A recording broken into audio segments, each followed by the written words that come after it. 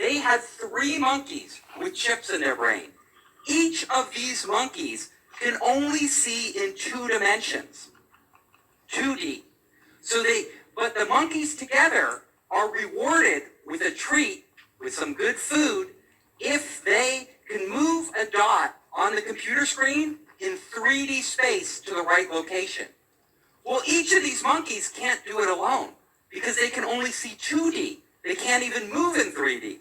But together, all 3 of those brains learn how to work together to consistently move the dot to the right 3D location. That finding is actually amazing. What it is telling us is that when multiple brains are wired together, they can perceive the world in a way that a single brain might not be able to do. They are collectively working as a single intelligence. Now, the monkeys aren't consciously aware that they are wired to other monkeys' brains. They don't have to know that. They are actually just getting the information and perceiving it intuitively. You're recording too. Hi, everyone. My name is Desiree Foley, and I'm with PAX International. I'm here today with my good friend, Ben, who will be co-hosting with me. Say hi, Ben. Hey, everyone. How you doing? Today, we get the privilege and honor of interviewing Dr. Robert Duncan. Robert Duncan has multiple degrees from Harvard and took classes in MIT, Stanford. He worked on some projects for the CIA, DARPA, Department of Justice, Navy, and Army. He's written multiple books, and they're called, well, the first one's called Project Soul Catcher. The second one is How to Tame a Demon. I'm sure Dr. Duncan has more achievements that I didn't list here. So Duncan, how are you today? And if you can fill in the blanks for our audience. Oh, thank you. No, that's a good introduction. I think that's the most accurate way to put it without sounding too arrogant about what I've done. And thank you for having me on. I always enjoy trying to enlighten people, and you're always a good source of information for people. So thank you for putting this together. Yeah, can you tell our audience what kind of doctor you are? Yes, I'm a PhD in artificial intelligence, computer science as a generalization, which incorporates many different fields, but genetic optimization of neural networks is the subcategory of specialization. So that's like the brain to computer. So yeah, so what that means is using what evolution does, except sped up in order to create different models of brains. So you're actually creating different structures that give rise, in my opinion, give rise to consciousness and intelligence. So it's a fascinating field, and that led me into cybernetic research, which is there is no distinction between machine intelligence and what we experience, human intelligence at some level. And so that's kind of what I study. And unfortunately, that led me down to the dark path of how can it be weaponized? How can this be utilized for world domination and that kind of thing? And that's what we're seeing today. And I became an activist about targeted individual issues over 2 decades ago. So this summer I've taken some time off and haven't really done many interviews. You're one of the first. I have a new book coming out probably at the end of this year called Emergent Minds, The Birth of a New Species. And it's about the science of cybernetics. And I'm trying to keep politics out of it, but it's hard because it affects everyone. It affects the very direction of the human race. And so, I'll do my best try to pretend I'm neutral, but I'm not. I'm a human. I'm fighting for the human beings here. So yeah, that's kind of what I've been up to. And I guess we can.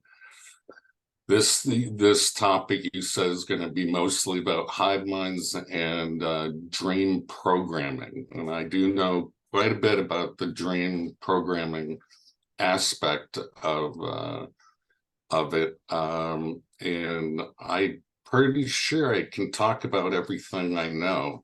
I don't think there are any classifications I'll be breaking here. Perfect. Robert, Oh, perfect. Go ahead, Ben. well, okay, yeah. So I just kind of wanted him to break. So for everyone who's watching, my name is Ben from Edge of Wonder. Robert, it's really nice to connect with you. Can you kind of break down? I think this might be helpful for the audience out there. Like, what exactly is a targeted individual or a TI, and how do these like? Is there any rhyme or reason why certain people are targeted, and how does this actually? Like, let's just say that someone is selected. Are they actually physically abducted? Like, can you kind of walk people through the process of how this is? And Desiree, you may know a little bit more about this too, but I'm just kind of curious, because there might be a lot of questions out there. Like even I'm not really 100% sure how it works exactly. In my research, I've interviewed probably 2,500 targeted individuals, and I have very strict criteria on what I define as a targeted individual only for the data that I collect. And the data, unfortunately, didn't show any mass commonalities. It was across all walks of life, all education, all languages, even bilingual or trilingual people. It appears to want a large swath, sample set of the human race. For data collection would be the most obvious reason. If you need to control all humans, you're going to need samples of all types of people. And how one gets selected, I want to say there are specific targets. Obviously, you talk badly about the government, and you're vocal about certain issues. There's more likely a chance you'll be put on the list for discrediting reasons and to silence you. And these are old CIA tactics that you can read about. And it's dispose of the target by any means possible. Now, there are other subclassifications of targeted individuals, such as some are going to be utilized for social engineering media events. Those often are called Manchurian candidates. I call them psychobombs. And so there's a lot of reasons to do this to people, control politics, control the narratives of mass media and so forth. How do you get on the list? It's unfortunately, there's no easy answer for that I found. And how are these like? Are they just able to use these like weapons? Like, could you just be sleep in your home and not even know it, or are you like physically abducted in like in the middle of the night or something? Yeah, no, and physical abductions are no longer necessary. I mean, they used to old, and this is my opinion that I'm expressing now, but the alien abductions were just kind of earlier versions of these mind control abductions. They don't need to physically abduct you and do the trauma-based torture to try to split your personality and to make it seem like make you sound crazy and that kind of thing. And so right now, yeah, it can be done anywhere in the world at any time to anybody, but it requires a lot of adaptive correlation, rewiring of your brain. And so they generally don't release targets once they, decide that they're interested in your mind and they want to collect it. No, something I found too, because I mean, after doing the show for as long as we have and talking to so many people, and especially people that feel that they've been had like some kind of alien abduction, at least. The common theme that I've found through every single person I talked to was that they had somebody that they knew in their family that had military background, maybe not necessarily themselves, but somebody, somebody in their family, and like, whether it was like their grandfather or their father, or like, some relative in the family or something like that. And I don't know if that's like something that yeah, is just a coincidence, or if that's something that actually is connected. So it's just one thing that I found, at least. Yeah, I looked at that angle as well. And I think that's more of the 6 degrees of separation effect that Yeah. there's almost everyone has family members that are connected True. to the military in one way or another. And so I think it's probably just a random correlation we're making about that. That's a good point. And okay, so I have a question and to dive into the dream simulations. I don't know if you have this information, but I would love to ask it. Sure. So when you're getting a dream simulation, I've kind of like experienced, it's almost like it's happening outside of you. Like there's like an energy that goes around you and it's actually like outside of your body and you're experiencing it. When this is happening, to your knowledge, if you know, is there another individual that's actually experiencing the dream with you, or is this a computer program that you're experiencing and they collect the data? Okay, excellent question. Excellent question. So this gets into cybernetics, sentient programs, if you will. But I'm gonna try to make it easier to comprehend. What if there was a group called psychic soldiers, and what they have to do is dedicate their brain, their life, in a sensory deprivation chamber. And sensory deprivation chamber is something where your senses are deprived of all their natural senses. And let's say you're fed, intravenously, and you have a tank and you're all good. Now remember, this is a hypothetical, and then I'll get into the sentient AI programs. But that person, if you've ever done it, sensory deprivation, I've only done it for 8 hours at a time, and I couldn't handle anymore. But you can do it for weeks, and your awake state, you begin hallucinating or dreaming, in fact, and those dreams become your reality. You cannot separate the dreams from your alpha brainwave state that we normally experience through our bodies and 5 senses. So let's say we connected those brain signals to someone else. We heterodyned them.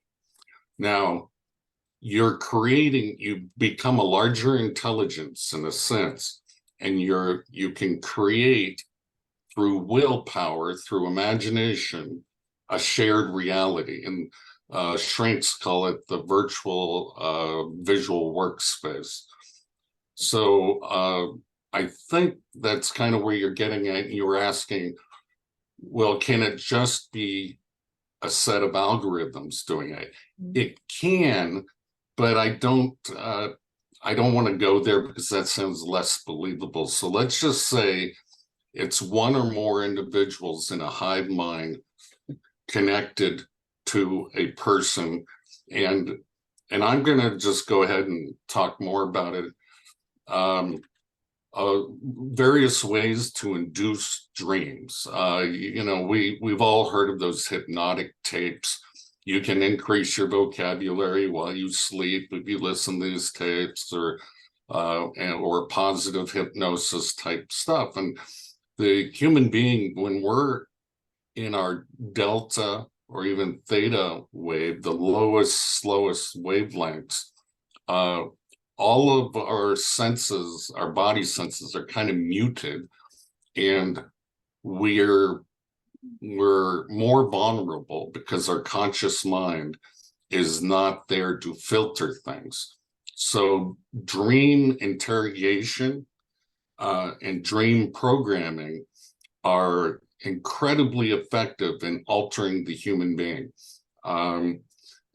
So examples, if I wanted to find out your passwords or your combinations during a dream program, I can put you into a scenario, much like the movie Inception. Inception. I was just thinking that. I'm like, this is real life Inception. This is real life Inception. Holy cow. And so you can put someone in that state, and you can walk them through both using B2K or synthetic telepathy, and I differentiate the two, but T.i.s just call it B2K, so let's just go with that term, voice to skull technology. So subliminally, like the tapes, you can pipe in a sequence of words. You are at your mother's place.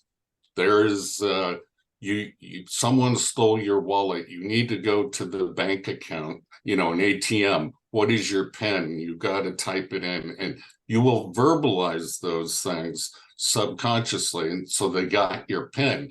Now, the beauty of this kind of interrogation technique is when the person wakes up, they generally don't remember their dreams that well, so they don't even know they've been hacked. Holy cow. Yeah.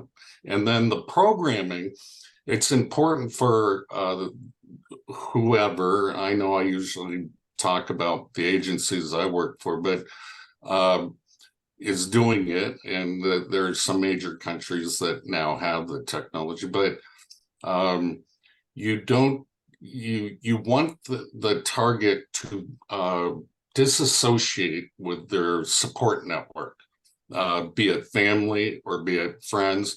So you can pipe in dreams, for example, that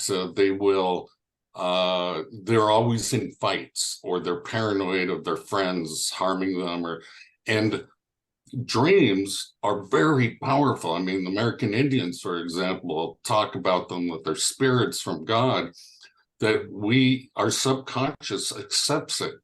And it percolates up to the consciousness when we're awake, and it affects our thinking and relationships.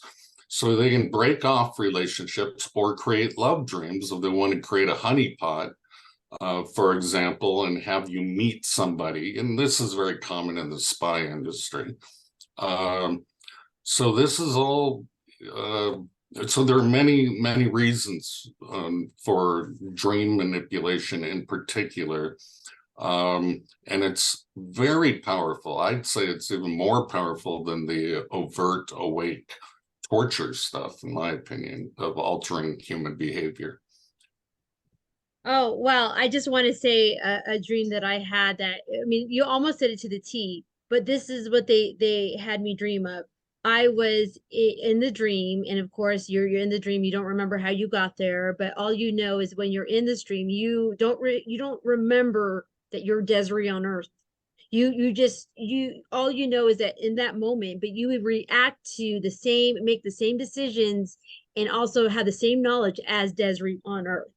So what they did was they gave me a check, and it said Chase Bank, and it said, Desiree, you wrote a check for $9 and it bounced.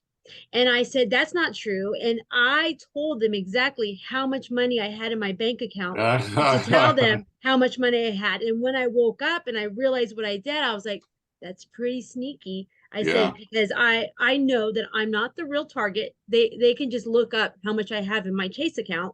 But the fact is they pulled that information from me, and I knew it when I woke up. I was like, oh, I gave him exactly how much I had in my bank account. So yeah, it is an it's a way example, to say of that. interrogation. And it's a way for them to verify how well their techniques are working, because Right. the government has access to all of your information. Yeah. So it's kind of pointless. But But yeah, and then they can make you go to that ATM and check it and get your PIN and your password if you're on a computer to your banking. No, it's a way to hack your whole social network, gain full control over the human being. Right. And well, you know, it's interesting because you guys were talking about like Desiree, you were mentioning like drugs, you know, and now with like nanotechnology, I mean, and especially drugs, all drugs, you know, are really on the black market anyway. We have no idea what could be going into some of this stuff, right? I mean, especially when you're looking at like whether it's like pills like ecstasy or heroin or whatever. I mean, you know, and a lot of the stuff's coming from China and the fentanyl and all this stuff. I mean, is it possible that like nanotechnology could be? Yeah, it can. It's just my research has shown me that this pretty much started coming online in the around 1959, before the first satellite had been launched. Wow. And then ramped up around 1976. And as the military gets bigger budgets, so do the number of victims increase, as you would expect. And the drug thing, well, the CIA has been caught smuggling drugs, and the army and etc. Bring them into the country. Now, why would they do that? Well, they say it's to make more money for these hidden wars, you know, give it to the Contras or whatever. No, my theory is what you said. They're experimenting with the humans and they're tainting it with something. Now, nanotechnology would be a good way. You know, you can have the multi-purpose of trying to fix drug addictions, they could tell Congress or whatever, while increasing the new weapons research and military strength of the next generation of warfare, neural warfare. They could justify it, you know, in many different ways. And so, yes, there are magnetoproteins and nanotech that could potentially, what I call, increase the sensitivity of a person to be a targeted individual. And the exact mechanisms, there are a couple that have been written about in neuroscience magazines, but there's no evidence yet. I've never taken blood samples from people and put them on under an electron scanning microscope. I haven't had, I just haven't done it. And so I can't verify that nanotech is even part of it, because I know it can be done without it. And it's just like satellites. I know it can be done without it. But everything is integrated, and that was a lot of my work for the agencies, is integrating, you know, all the different systems from HARP to satellites to, you know, et cetera, submarines. And that so you have to assume it's getting better. There's no place to hide on Earth, and it's better. And so, yeah, to answer your question in short, or that was a long-winded answer, yes, nanotechnology could be used, yeah, and put in drugs, yeah. You know, Desiree, do you mind if I ask another Oh, question? yeah, no, go ahead. Okay, because I had something. I've had a few weird things happen to me, and I've looked online, and this is a collective thing where it's happening to a lot of people, where I will think of something. Like, for example, there's an old band that I haven't thought about in like 25 years. Just randomly one day popped in my head, and I was just kind of trying to remember a song by them. I didn't say anything out loud, never listened to the music. I didn't put the music on or anything, just thought about it. Later that day, I get an ad for Facebook about this band, like selling a t-shirt. And it just blew my mind. And it's happened 4 times now. Like one day I woke up in the morning and my neck was really hurting me. And I was just like, and I just only thought about it. Like, man, my neck really hurts, you know, open Facebook. And like, sure enough, I see ads for like, you know, neck massages. Yeah, You know, I'm like, that experience is called media stalking.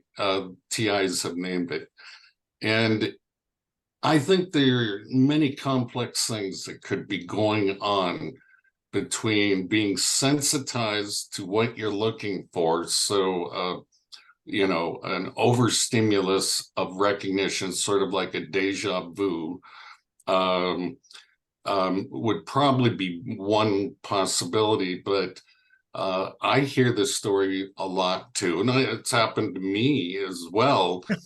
But I don't give it more credence than I'm Okay. just in tune with the modern day pop culture, whatever it may be. Right. But others, are very convinced that people are stealing their ideas for music or songs Wow. or books or inventions and stuff like that. And that's the more extreme of where I think there's a insertion of thoughts that feels like an eureka. That's my original idea. And they're just pumping in something that someone else already thought of. And so is that a shared idea? Who gets Right. credit?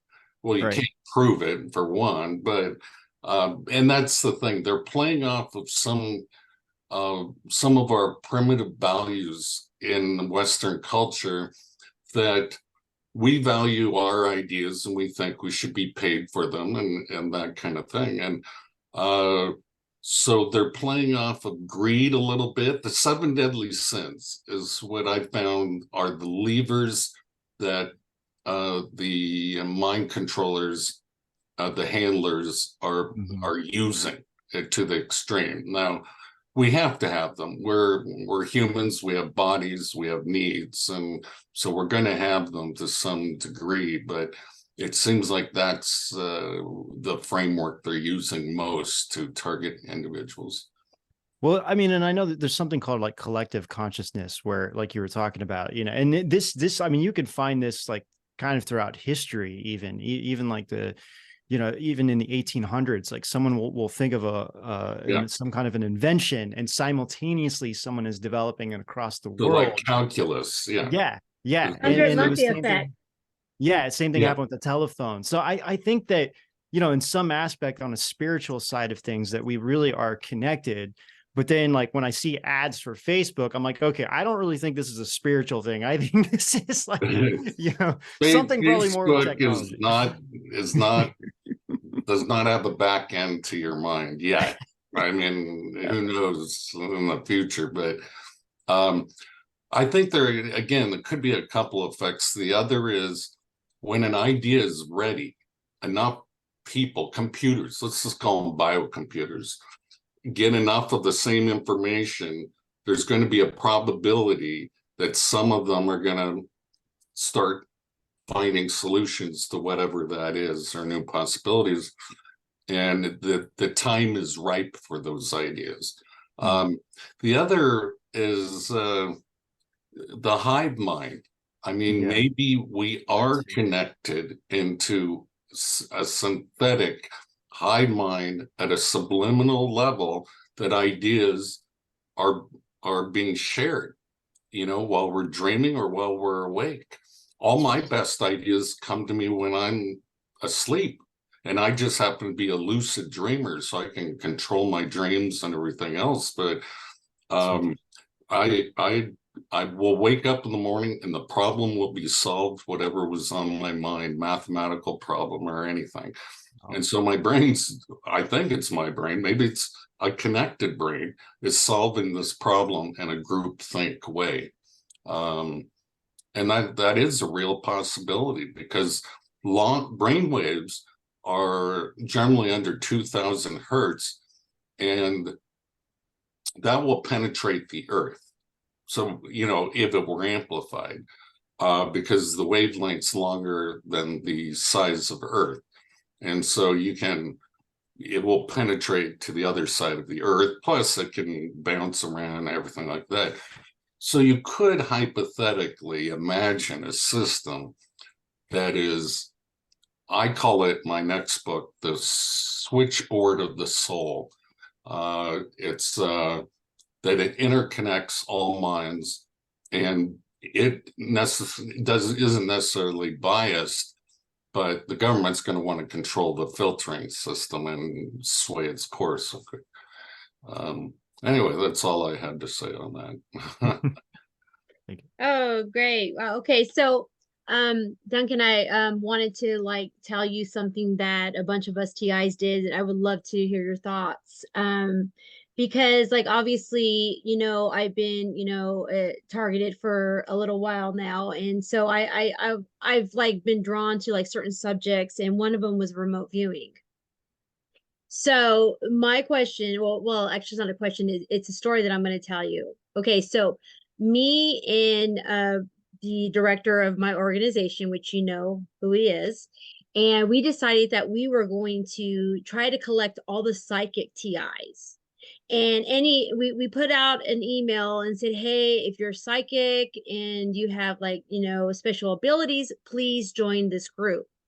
So we had maybe about 10 different TIs that came in, and they all had something different. Like one was just like intuitive, one could bring orbs in, one could, you know, I mean, it was just, everyone had like different abilities.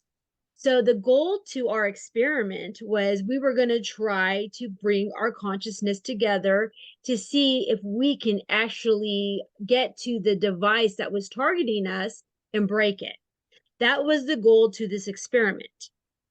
So as you know, as we were doing this experiment and we're coming together, we have somebody that is basically guiding us to go to find the, I guess, the base that's directing these weapons onto us, and then we would go to the base. We would imagine that we're going to it, and then we would repeat, the machine is broken, it's no longer working, and we would continue to go on and do this. And eventually, I mean, as you know, don't really seem to be able to work together. So eventually one would leave, the other one would leave, and then all of a sudden we were just left with a handful of TIs.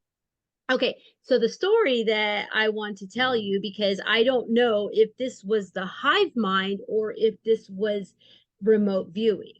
So what happened was there was just a small group of us, and then what was happening was I was having somebody guide me because I'm very visual. I have a lot of things that happen to me, and I blame this on the targeting. Obviously, maybe I didn't have this before, but I'm very visual. I can close my eyes, things will happen in my eyelids. It's like the imagination takes over in the eyelids. So right away, I closed my eyes, and there is a bunch of like, I guess you could see there were like beams of light that were around me. And then there was this tunnel, and I would like go into it. And then once I would have access to this tunnel, I would be dropped into another consciousness somewhere underground in an underground base, and I would jump into this consciousness.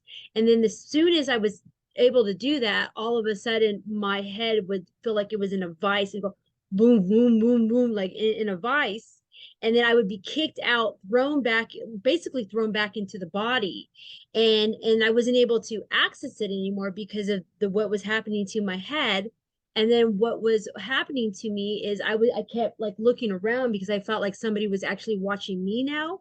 And then every time I would try to access this, I guess, I don't know what it was, if it was a hive mind, if it was a remote viewing, I would get some kind of visual where somebody was either like not allowing me to go any further. And I quit trying to experiment with it because I didn't like the way it felt with my head being in a device, and then the I guess the energy that was being thrown at me. I stopped doing it. And then I met a bunch of remote viewers that are professional, and I decided that I was going to work with them to see if I can access this, whatever that was. And unbeknownst to me, they had a jammer, which is illegal, and I didn't know that they had it. So they were trying to have me access it, and I wasn't able to access it. And they turned on this device without me knowing they turned it on, and all of a sudden, I had access to that, whatever that was. So my question is, do you think that was the hive mind, or do you think that that would be remote viewing? No, I don't know. I don't know, because I'm a scientist, about remote viewing and what that would entail, but I do know if you were heterodyne, cloned, hive mind,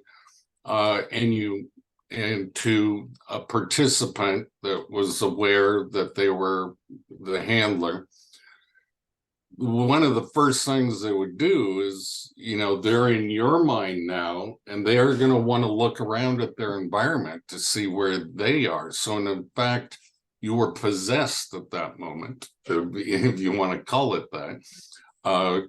They're looking through your mind's eye and you're looking through theirs. And it's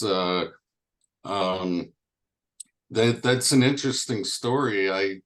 The jammers, they definitely there are some out there, and they have different effects. I like David Rubel's jammer and have been experimenting with targeted individuals and seeing what the effects are.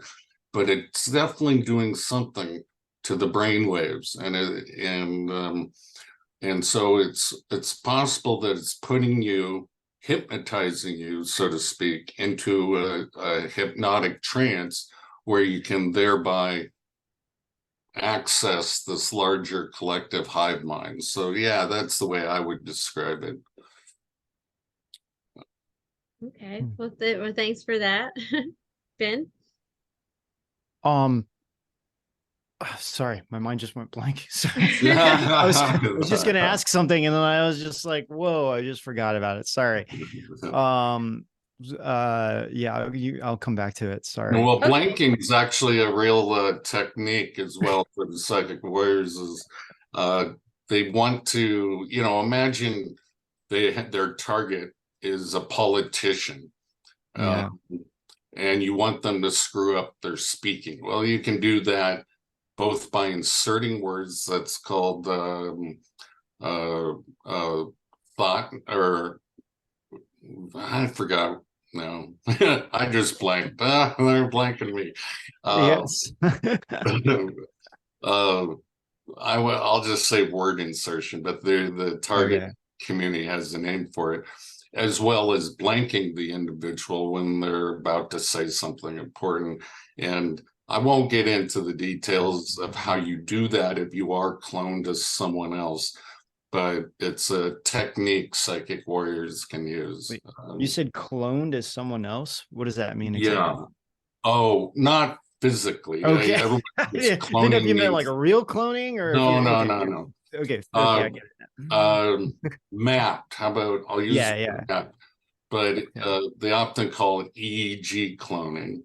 Interesting. Meaning similar brain waves. You're now synchronized in all your brain waves. And so in a sense, you're a temporary clone. And what you perceive in your mind, they're going to perceive in theirs. It's bidirectional. And so only your will can influence the outcome of the collective decision there in shared visual workspace. Okay, I remember what I was going to say now. I as you were talking about it, I'm like, oh, okay, I got it. So you were saying that this technology came from the first sign that you saw it was around like 1950s, you said, 58. Yeah. Great. Yeah, I mean, the research had been going on prior to that, but that's when they released it on the public. So do you feel, because so I've been really reading a lot about like reverse engineering technology from like crafts that they found from like Roswell, for example. Do you think that this technology originated from like some kind of alien technology originally? No, I'm a huge skeptic, even though I sound like a conspiracy theorist. Really?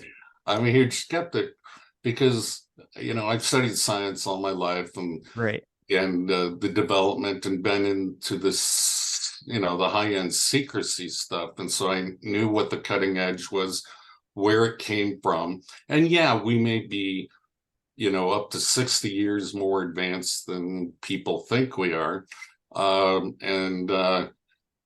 I haven't seen any proof of anything that I cannot explain with a trajectory of our innovation as a species and in the secret realm as well.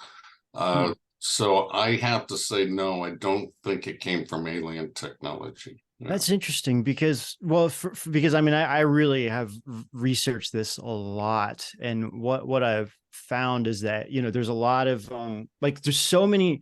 I was shocked by how many regular organizations, like just like, I mean, you could pretty much think of almost any company that makes some kind of product, whether a technology product or just like jars. Like there's that, what is it, that Bell jar, a ball jar company. You know, I started looking into them, and it turns out that they all have defense contracts with like military defense Yeah, stuff. well, So many of them. our entire country, our economy is based on war. So Yeah. that's where all the money comes from. It's something like 75% of our GNP has some connection to the war industry.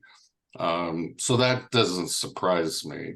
And no, I don't think aliens gave anybody the idea of a ball jar. But No, yeah, no, but it's like, but it's so fascinating. Like, for example, if you take fiber optics in the 70s, they were invented, but they were invented by a ceramics company.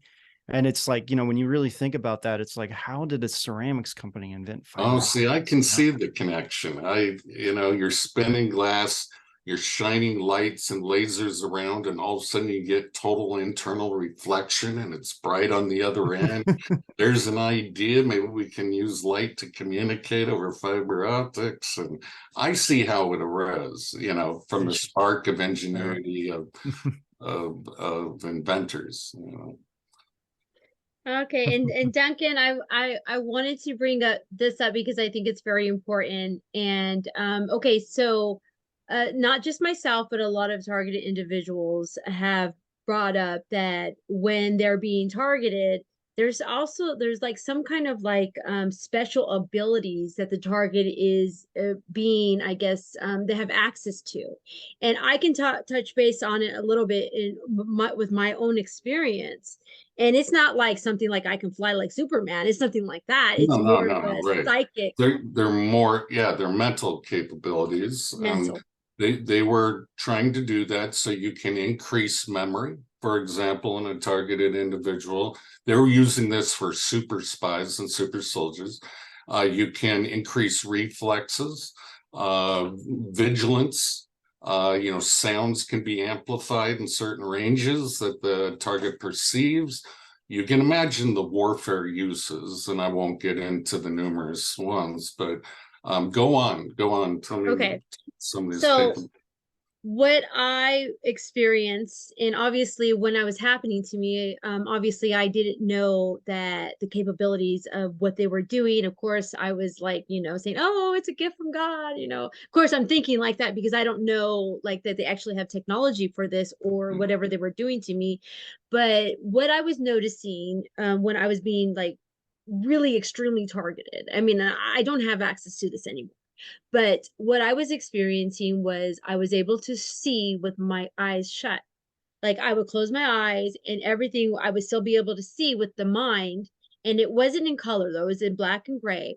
And then whenever a human being would come across my path and my eyes were closed, I can see their energy. I had x-ray vision where I was able to see through walls, see with my eyes closed. And then I had this extremely rare empathic abilities where I would literally feel everyone around me what they were feeling, and I had all of these abilities, which I can't say I have access to now, but that's when they were really targeting me. I don't know if this is non-local effect, so I don't know if proximity should have an effect on you being able to feel people's energy. You might be picking up on maybe small electromagnetic signals come emanating from their body. Sharks and many other species, we're only now learning about how sensitive they are. They can pick up heartbeats from their prey.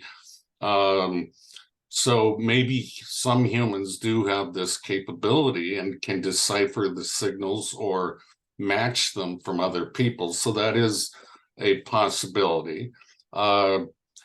And I've had that experience, but of being able to think I see through walls when I'm half asleep, you know, that delta wavelength, Yes. yeah.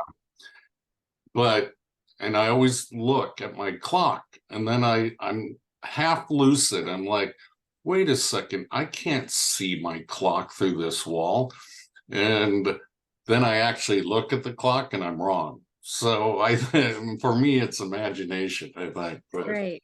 But Okay, yeah. So like when that was happening to me, I was very awake, but there's also things that happen to me when I'm in that state of mind, what you're talking about. And that was probably my next question was, I ever since I was a child, I suffered from the sleep paralysis, and which is, where you are halfway asleep and halfway awake. You're a part of this reality, and this imagination can take over, and I can see like it's usually some kind of like it could be like a being of light and love that's like communicating with you, and then it could be also like a demon or an alien or something that's trying to communicate with you in a negative way. I've experienced this since I was a child, and I think maybe that's the reason why they had put me in the program that I'm in now, is they somehow have been able to access that part of my mind. They were able to access that part and communicate with me and come to me as a spirit and talk to me. And I don't know if that is actually just technology or if they have been able to access another dimension. yeah, I only understand reality through technology, so I might not be able to use your same language Mhm.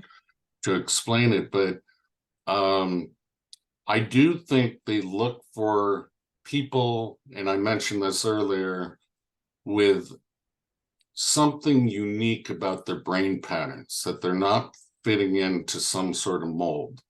And they're the special people, we'll say. And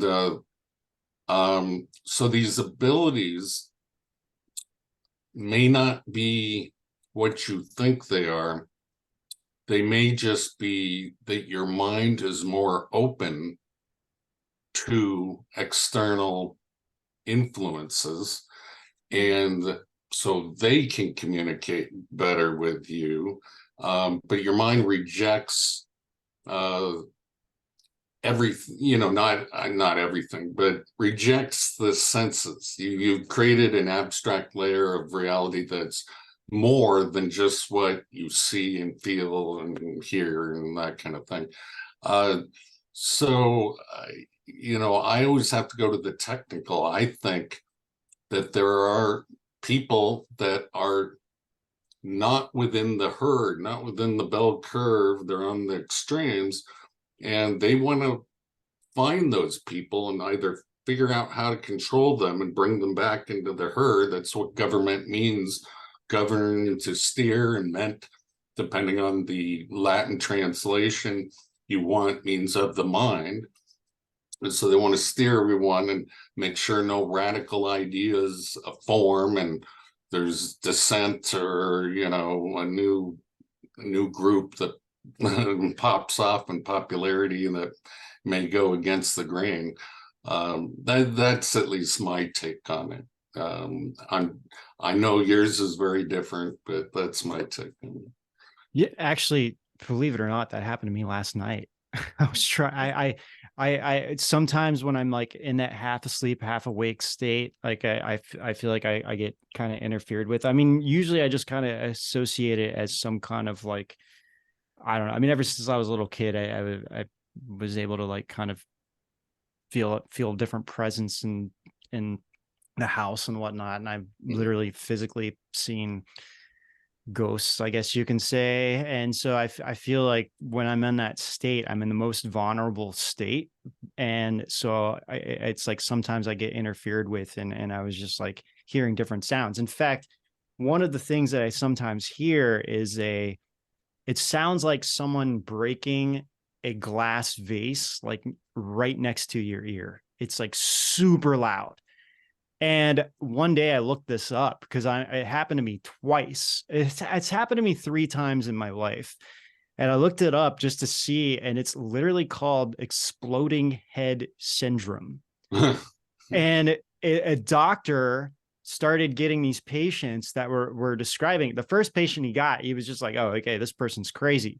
Well, it turned out that this is like a widespread phenomena. I've talked to other people who've had the same thing happen, and now there's a term called exploding head syndrome, and they literally say it as like, as you're in this, and you could even find it on Wikipedia. It's like, I'll have to look that up. yeah, as you're in this like state of like half asleep, half awake, people hear this like like this glass shattering sound. It is like, it is the freakiest thing I think I've ever encountered, and it just like jerks you up, and you're just like, what the heck, you know? I And you think I've had that many times, but for me, I always think it happens when I quit breathing. I forget to breathe, and then boom, I'm awake. You know, or I'm not sure, but it might be the head look it up, exploding. exploding head syndrome. Exploding head syndrome. I'll look it up, definitely.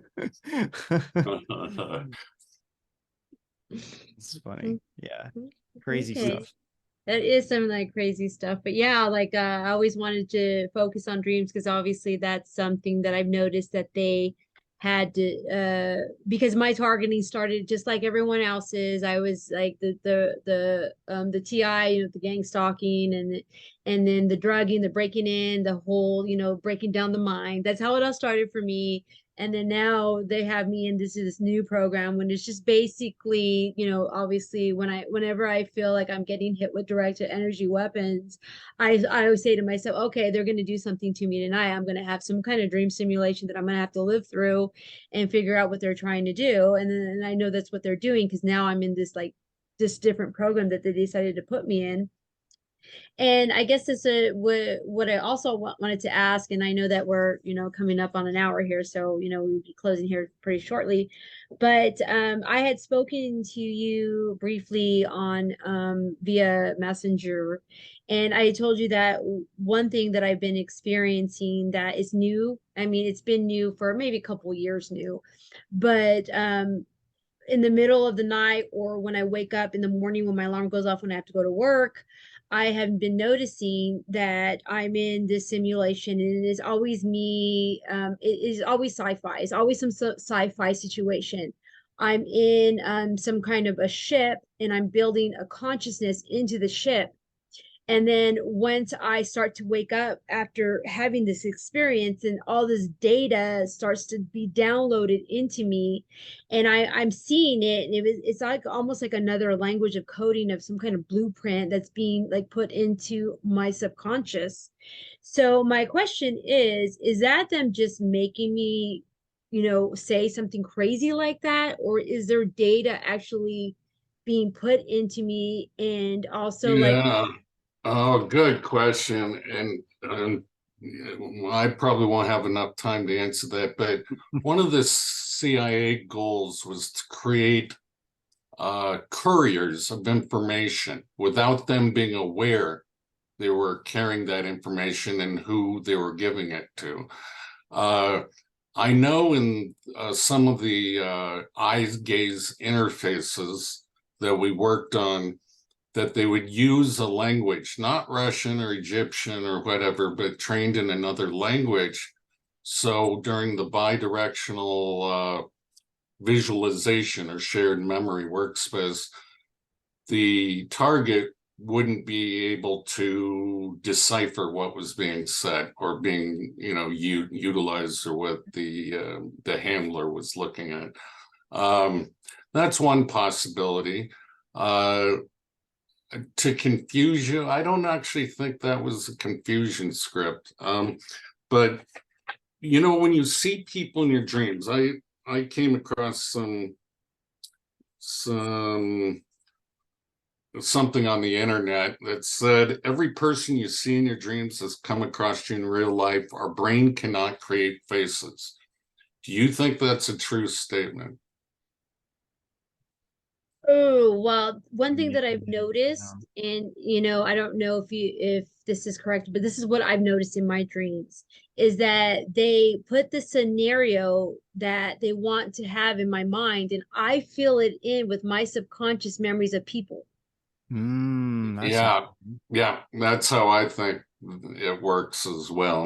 Um, oh, that's 80, 85% of people have experienced a dream so real that they were not sure if it happened in real life or not. And this shows the power yeah. of dreams is I know it's happened to me. I'll think about something. Oh yeah, I did that. And then I have to think about it. No, that was a dream. Yeah. I, Yeah. I recalled it like a real memory. So yeah, dreams are very powerful. Yeah. In fact, I've had dreams where I'm not even in them. It's like I'm like a camera just watching Yeah, things I've had playing those out. too. And when Yeah. I wake up, it's just so weird. I'm like, and one of them was this like horror thing that I dreamed. And I'm like, dude, this would be amazing movie or a script. And I was like, it's to the Oh, extent of like Sixth Sense.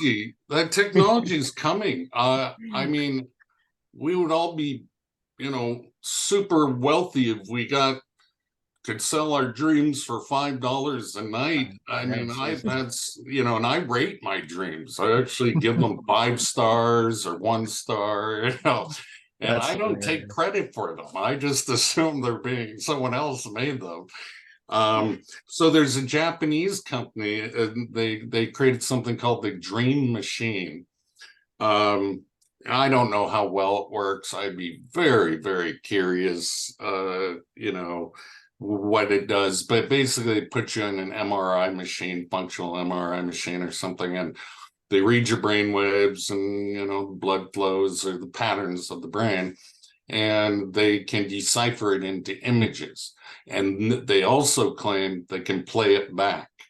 Now you just need something that homogenizes minds or maps between them, and you can sell your dreams if you're really creating them and not a hive mind or whatever. You can't take intellectual property out of a hive mind, but There's a company that I saw that was actually working on this, like a way to record dreams yeah, yeah. yeah, I mean, Japanese dream yeah, machine is at yeah, least one yeah. of them. Yeah, yeah, That is yeah, crazy. absolutely. And so that will be an exciting branch of government. I mean, I love my dreams and I love sleeping. Even my horror dreams are still exciting. Yeah, I agree. And if only our real lives could be so exciting, I suppose. Right.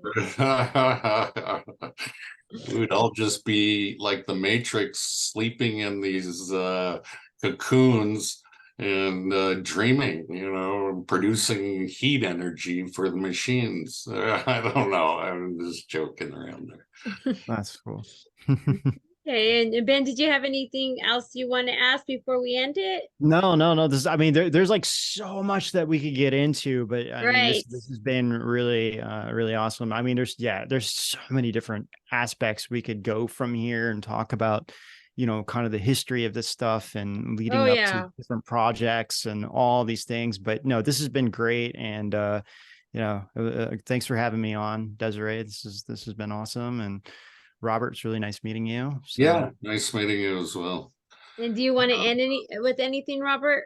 Do you want to say anything? You always have something awesome to say at the end. No, I'll I- just I- what would you say to people that feel like they've been targeted and don't really know where to go, or like watching this and like what would you like? How would you kind of maybe give people hope, or what would you say to people to make them feel better? and that's true.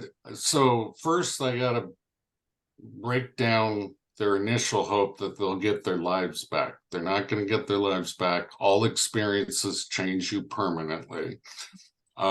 It's how you cope and how do you uh, determine if this is a good or bad thing. I mean, initially, your entire life is being destroyed, and your values and everything you believe that you're holding on to, that cognitive dissonance then sets in, and don't fear. One, I would say, okay, here's one: Hitchhiker's Guide to the Galaxy.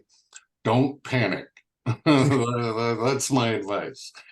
do a lot of research, do some reading. You know, I don't care if you buy my books or others, but you know, you got to do your investigation, otherwise you're going to be lost. And there are many people ahead of you that have gone through this and have found coping mechanisms and ways to turn this around into a gift rather than a curse. And so I would say just reach out to them, and also just keep educating yourself. This is such a complex system that no one human being in their lifetime now can possibly comprehend it. So you can only comprehend portions of it or try to understand the bigger picture, what's going on. But here's my quote from my old book, Project Soul Catcher. The 21st century be known as the age of spiritual machines and soulless men. Wow. Hmm. That's great. Oh, okay. Well, thank you so much, Robert. This is great. Yeah, thank you Thank guys. you. I'll Okay, talk to you later. All right. Okay. Cheers. Bye-bye. Bye. They had 3 monkeys with chips in their brain. Each of these monkeys can only see in 2 dimensions, 2D. But the monkeys together are rewarded with a treat, with some good food, if they can move a dot on the computer screen in 3D space to the right location. Well, each of these monkeys can't do it alone because they can only see 2D. They can't even move in 3D. But together, all 3 of those brains learn how to work together to consistently move the dot to the right 3D location. That finding is actually amazing. What it is telling us is that when multiple brains are wired together, they can perceive the world in a way that a single brain might not be able to do. They are collectively working as a single intelligence. Now, the monkeys aren't consciously aware that they are wired to other monkeys' brains. They don't have to know that. They are actually just getting the information and perceiving it intuitively.